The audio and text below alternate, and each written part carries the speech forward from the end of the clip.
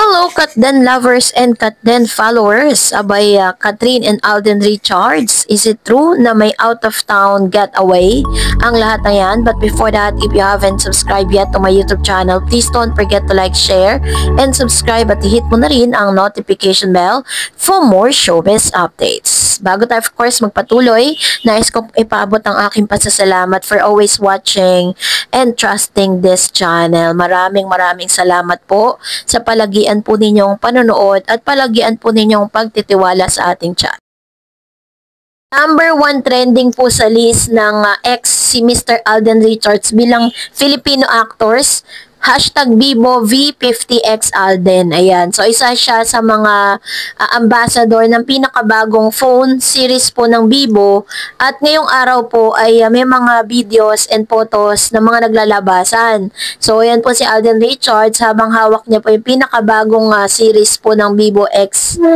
Bibo VX or Bibo V50X. Ayan. So, ayan po yung pinakabago. And at the same time, kasabay po ng pagte-trending ng kanya pong pinakabagong phone no na nilaunch ngayon ng Bibo ay nagte-trend din po yung kanya mga photos kung saan talagang gwapong-gwapo, super neat.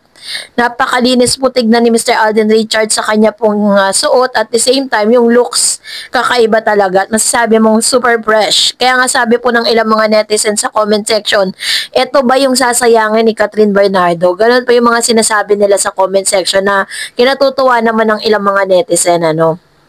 So anyways, eto na.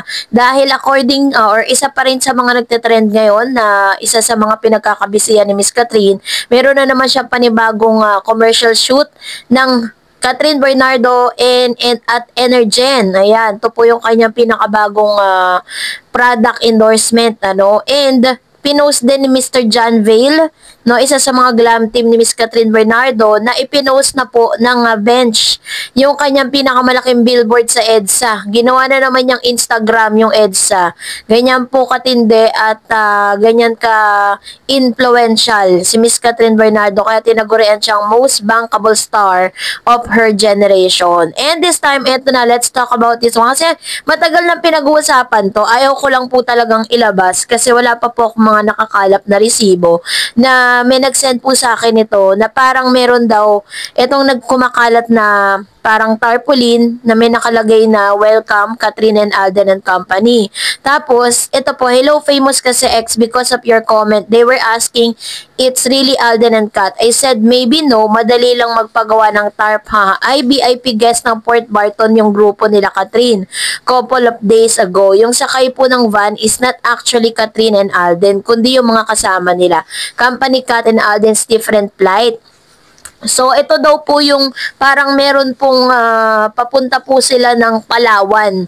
Pero dun sa bus na pinakita at tarpaulin na pinakita, yun po ay parang nakalagay po dun si welcome, ganon, si Mr. Alden Richards and Catherine Bernardo's company. And then dun po sa ano na yun, combo na yun, parang tinanong po ng isang netizen, yung nag-post nun sa X, and then sinagot niya po privately. Sinabi nila na wala mismo si Catherine at Alden Richards dun sa bus, pero lumipad po sila ng Palawan na kanila pong parang private. Ito po yung tinatawag na parang mga private things nila na parang hindi nila ipinopost sa social media, possible. And then, nung nag-search pa tayo ng any resibo, isa sa mga friendship ni Miss Catherine Bernardo na lagi niyang kasama, which is, I think, kasama yan sa glam team. Pinost po yan, yung parang isang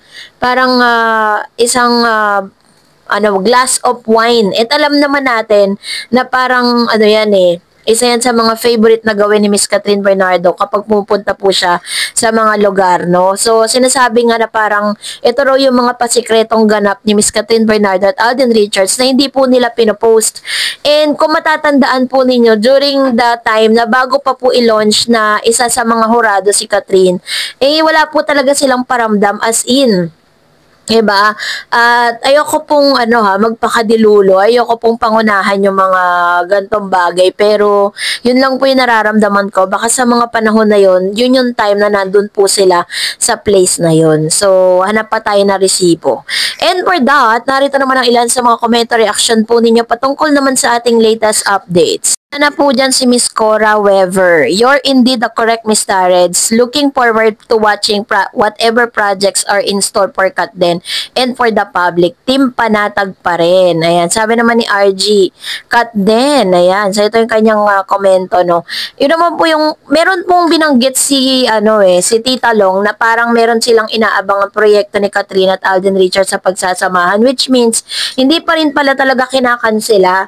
Talagang hinihintay lang nila yung right timing kasi marami pa silang ginagawa. Sabi ni Miss Edmundo Oligan, hayaan lang natin yung mga basher basta't may sariling bait naman si Kat. She's talented and good lady kaya may respeto si Kat kay Alden. Ganon din naman si Alden. Alam natin na hindi niya lolokohin si Kat na tulad ni Kengkoy, panatagkat din palagi. Ayan. Thank you, Sir Edmundo Oligan. Ayan. So, malaki yung kanyang tiwala or trust para kay Catherine at kay Alden Richards. Thank you so much. Another one. Sabi ni Mr. Renato Sayan, Mama always knows best. Di ko alam kung nangyari kay Sir Ren. Parang yung mga letters niya, hindi lagi maayos eh.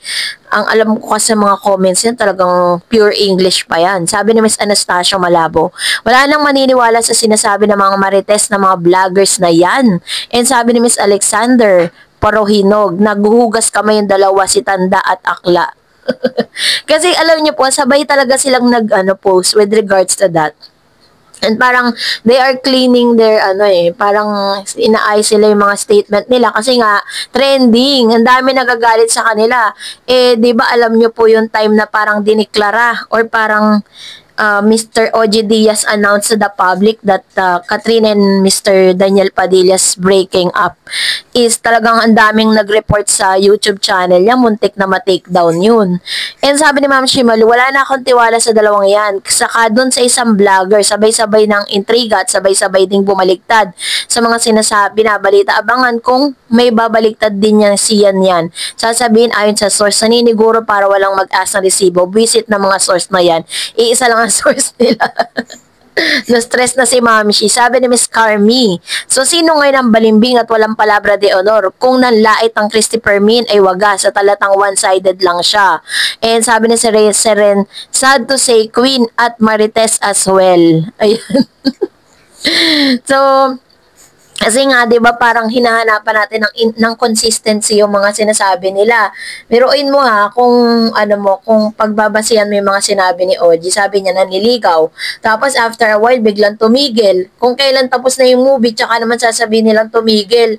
Kaya tuloy, napapasama tuloy yung pangalan ni Alden. Parang sinasabi na ginawa lang nila yun for the promo, di ba? Parang ginawa lang nila yun para sa fame. Makuha nila yung total support coming from the netizen. And sabi ni Miss Mirelu Santos, ay Mr. Eds, panatag kampante per Katden. Katden keeps stronger and stronger. You cannot break Katden. This is guided person by there so many fairy godmother to protect Katden and help them overcome all those fake news issues about Katden. They can't win. True, no? Diba?